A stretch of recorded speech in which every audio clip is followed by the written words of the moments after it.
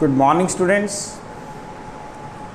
Welcome you all to my YouTube channel PEC Academy Kurukshetra. My dear students, today I will discuss along with you the most important numerical, and the numerical is based on capacitance. बहुत ही important numericals है. इस तरह के numericals frequently CBSE आपके board के exam में 3 marks के put करती है. सबसे ज़्यादा प्रॉब्लम्स यहाँ बच्चों को ये आती है कि जब बहुत सारे कैपेसिटर्स का एक अरेंजमेंट डिज़ाइन करके आपके एग्ज़ाम में रख दिया जाता है तो बच्चों को ये जानने में बहुत मुश्किल आती है कि which capacitor is in series and which capacitor is in parallel, क्योंकि एग्जामिनर आपको एक कॉम्प्लिकेटेड कैपेसिटर का एक सर्किट डिज़ाइन करके देगा, जैसे कि आप मेरी बैक स्क्रीन पे देख पा रहे हो, और वो कहेगा कि net equivalent capacitance find out करो बिटवीन दीज टू टर्मिनल. जैसे ए और बी के अंदर आप देखें मुझे इक्विवेलेंट कैपेसिटेंस को फाइंड आउट करना है. क्या न्यूमेरिकल है, देखिए, find the equivalent capacity between A and B as shown in figure. ये कैपेसिटर का एक न्यूमेरिकल जो है वो उसने जिसके अंदर उसने बहुत सारे कैपेसिटर्स को डिज़ाइन कर दिया. अब एक अरेंजमेंट उसने सेट कर दिया, इसमें कैपेसिटर आपके सीरीज़ में भी है और कैपेसिटर आपके पैरेलल में भी है. आपको इक्विवेलेंट कैपेसिटेंस को फाइंड आउट करना. तो देखें कैसे करेंगे इस न्यूमेरिकल को सोल्व, इक्विवेलेंट कैपेसिटेंस कैसे फाइंड आउट करेंगे. लेकिन इसको स्टार्ट करने से पहले मैं आपको 2 रिजल्ट के एक व्यू देना चाहता हूँ. कौन कौन से? Equivalent capacitors of the capacitors whose are connected in series and equivalent capacitance of the capacitors whose are connected in parallel. ये रिजल्ट हम यूज़ करेंगे. आपको ध्यान है कि जब भी कैपेसिटर को हम पैरेलल में लगाते हैं तो उसका जो इक्विवेलेंट कैपेसिटेंस आता है that is Cp and it will become equal to C1 plus C2 plus C3 and so. ये रिजल्ट पहला हम यूज़ करेंगे. Second, if the capacitors are connected in series तो उस केस में जो इक्विवेलेंट कैपेसिटेंस आता है that is 1/Cs is equal to 1/C1 1/C2 1/C3 and so on. ये दोनों रिजल्ट हम पहले भी पढ़ चुके हैं और इसकी वीडियोस मैंने आप तक शेयर भी की है. तो इन्हीं 2 रिजल्ट्स को यूज़ करते हुए हम इन न्यूमेरिकल्स को सोल्व करेंगे. बट इन न्यूमेरिकल्स को सोल्व करने से पहले हमेशा ध्यान दें, सबसे पहला काम आप नंबरिंग कर लें. नंबरिंग कैसे? Suppose this is the capacitance 1, this is capacitance 2, this is the capacitor 3, this is capacitor 4, this is capacitor 5 and this is capacitor 6. मैंने इनकी नंबरिंग कर ली. These are the 6 capacitor. अब मैं 1 बाय 1 हर कैपेसिटर के कैपेसिटेंस को अरेंजमेंट को सोल्व करता जाऊंगा और फाइनली इक्विवेलेंट कैपेसिटेंस में ए बी का निकालूंगा. तो देखें कैसे करेंगे इसका सॉल्यूशन. आप ध्यान से देखें, यहाँ पर जो कैपेसिटर 5 और कैपेसिटर नंबर 6 है ये दोनों किस में है? पैरेलल में. अब ये कैसे पता चलेगा हमें? मैंने आपको बताया था कि आप करंट को फ्लो करवाएंगे. अगर करंट डिवाइड हो गया तो आर्म्स पैरेलल में, अगर करंट सेम रहा तो आर्म्स सीरीज में. दोबारा सुने, ये चेक करने के लिए कि कौन से कैपेसिटर सीरीज में है और कौन से कैपेसिटर पैरेलल में है, आप करंट को फ्लो कराएंगे आर्म्स के अंदर. अगर करंट डिवाइड हो गया आर्म्स में तो उसके अंदर लगे हुए जो भी डिवाइसेस हैं, कैपेसिटर है, रेजिस्टेंस है, वो पैरेलल में है. अगर करंट सेम रहा तो वो सीरीज में. अब आप ध्यान से देखें, जो करंट यहाँ से आएगा, अब मैं इसके अंदर अगर लेके चलूँ तो इन दोनों आर्म्स के अंदर इसमें और इसमें करंट मेरा डिवाइड हो जाएगा. इसका मतलब capacitor number 5 is parallel to capacitor number 6. जो 5वें नंबर का जो कैपेसिटर है वो छठे के साथ क्या है? पैरेलल में. अब पैरेलल में है तो इनका इक्विवेलेंट कैपेसिटेंस मान लो मैं C1 मान लेता हूँ. Suppose C1 is the equivalent capacitance of capacitor 5 and 6, तो कितना आएगा, दैट इज ये वाला रिजल्ट यूज करेंगे 4 microfarad plus 4 microfarad, that is 8 microfarad. इसका मतलब इन दोनों का जो इक्विवेलेंट कैपेसिटेंस आया वो कितना आया मेरा, 8 माइक्रोफैरड। अब आप इन दोनों पे आए, जो करंट यहाँ से जाएगा वो करंट इसमें भी डिवाइड होगा और इसमें भी डिवाइड होगा। इसका मतलब capacitor number 2 is parallel to capacitor number 3। अगर सेकेंड कैपेसिटर 3 के पैरेलल है तो इसका मतलब इसका इक्विवेलेंट कैपेसिटेंस मैं क्या लूँ, मान लो मैं C2 ले लेता हूँ, it is the equivalent capacitance of 2 and 3, तो ये कितना आएगा 2, दैट इज कितना आएगा 1 microfarad plus 1 microfarad, that is 2 microfarad. तो इन दोनों का जो इक्विवेलेंट कैपेसिटेंस आया वो आया 8 माइक्रोफैरड, इन दोनों का जो इक्विवेलेंट कैपेसिटेंस आया वो आया 2 माइक्रोफैरड। तो अब मैं क्या करता हूँ, इसका इक्विवेलेंट सर्किट ड्रॉ करूँगा। Now we can draw the equivalent circuit of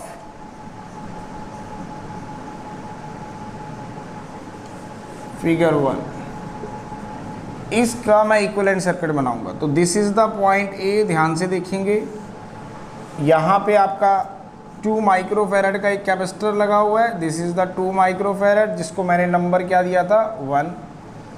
उसके बाद आगे चलते हैं, अब इधर आए, इन दोनों का जो इक्विवेलेंट कैपेसिटेंस आया था वो कितना आया, दैट इज 2 माइक्रोफैरड, तो इसको मैं दे देता हूँ 2 माइक्रोफैरड। अब नीचे आएंगे, इधर है हमारे पास पॉइंट बी, इस आर्म में चलें, this is the arm, this is हमारे पास दैट इज ये कैपेसिटर नंबर था 4, ये है हमारे पास 8 माइक्रोफैरड। अब नीचे आए तो 5 और 6 का मैंने ऑलरेडी निकाल चुका हूँ, that is 8 microfarad, that is 8 microfarad. ये कैपेसिटेंस कितना था C1, इसको मैं C1 कह देता हूँ।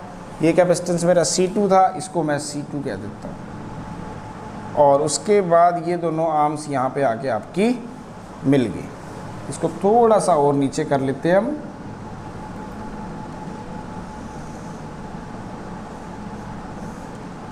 This is the point.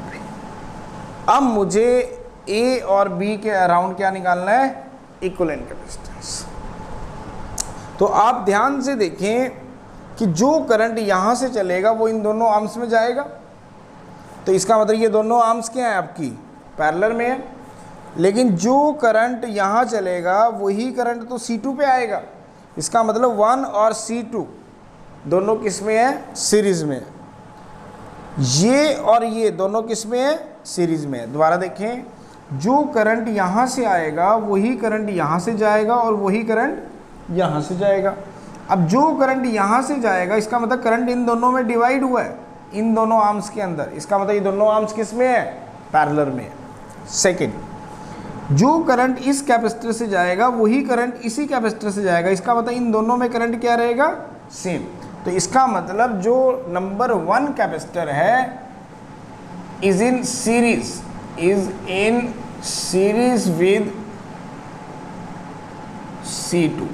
ये जो नंबर 1 कैपेसिटर है ये इसके साथ C2 के साथ सीरीज में है। तो इसका इक्विवेलेंट कैपेसिटेंस मैं मान लो C3 ले लेता हूँ। तो इसका इक्विवेलेंट कैपेसिटेंस मैं क्या ले रहा हूँ, दैट इज C3।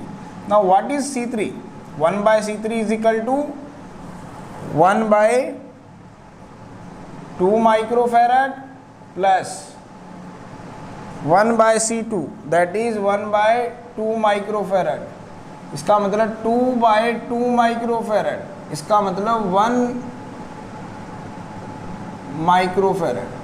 अब आप ध्यान से देखिए तो C3 कितना आ गया मेरा, दैट इज 1 माइक्रोफैरड। इसका मतलब इसका इक्विवेलेंट कैपेसिटेंस आ चुका है, दैट इज C3। वो कितना आया, 1 माइक्रोफैरड।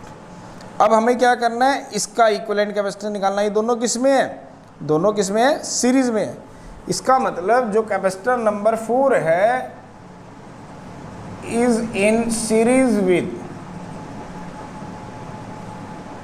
किसके साथ, C1 के साथ। तो मैं इसका इक्विवेलेंट कैपेसिटेंस क्या लूँ, मान लो C5 ले लूँ इसका इक्विवेलेंट कैपेसिटेंस। मान लेते हैं कि C4 is the equivalent capacitance of this, तो कैसे निकालेंगे 1/C4 is equal to 1/8 microfarad plus 1/8 microfarad, that is 2/8 microfarad. इसका मतलब 1/4 माइक्रोफेरेड। इसका मतलब C4 आ गया आपके पास, दैट इज 4 माइक्रोफेरेड। तो C4 कितना आ गया आपका 4 माइक्रोफेरेड। अब मैं बना लेता हूं अरेंजमेंट दोबारा से। Now we can again draw the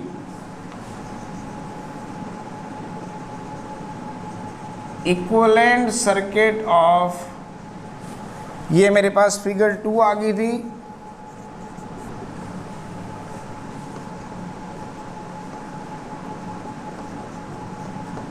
figure 2। तो कैसे बनाएंगे, दिस इज द आर्म ए, यहाँ पे इन दोनों का इक्विवेलेंट कैपेसिटेंस मुझे कितना मिला है इस आर्म में, दैट इज 1 माइक्रोफेरेड, और इसका नाम है C3। उसके बाद ये आ गया पॉइंट बी, यहाँ पे कितना है, दैट इज हमारे पास आया 4 माइक्रोफेरेड, 4 माइक्रोफेरेड, इसका नाम है C4।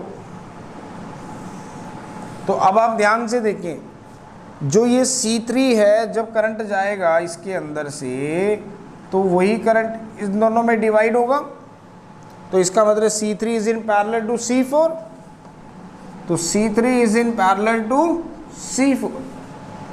तो इक्विवेलेंट कैपेसिटेंस मैं मान लेता हूं इसका CAB है, the equivalent capacitance across A and B दोनों पैरेलल में है, तो 4 माइक्रोफेरेड प्लस 1 माइक्रोफेरेड, इसका मतलब CAB आ गया आपके पास 5 माइक्रोफेरेड। इसका मतलब जो कैपेसिटेंस आया, equivalent capacitance between A and B, that is 5 microfarad. Hence the equivalent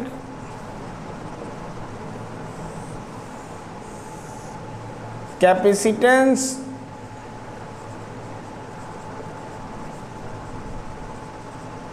between A and B is 5 microfarad. कितना आया A और B के अंदर 5 माइक्रोफेरेड। 1 माइक्रोफेरेड की वैल्यू आप सभी को पता है, दैट इज 10⁻⁻⁻6 फेरेड। तो this is the equivalent capacitance between A and B। बहुत ही इम्पॉर्टेंट न्यूमेरिकल है। इस तरह के न्यूमेरिकल्स फ्रिक्वेंटली जो है CBSE आपके एग्ज़ाम में पुट करती है, जिसके अंदर कैपेसिटर्स का एक मिला जुला अरेंजमेंट, सीरीज़ और पैरेलल का एक मिला जुला अरेंजमेंट आपको दे दिया जाता है और कहा जाता है कि इक्विवेलेंट कैपेसिटेंस को फाइंड आउट करें। तो my dear students, at last again I am saying, if you like my videos, my efforts, then please don't be forget to like, share and subscribe it। मेरे channel को subscribe करना ना भूलें and share my videos to maximum to your friends, your colleagues, so that they can also take the advantage of this and solve her or his concept in a simplified way।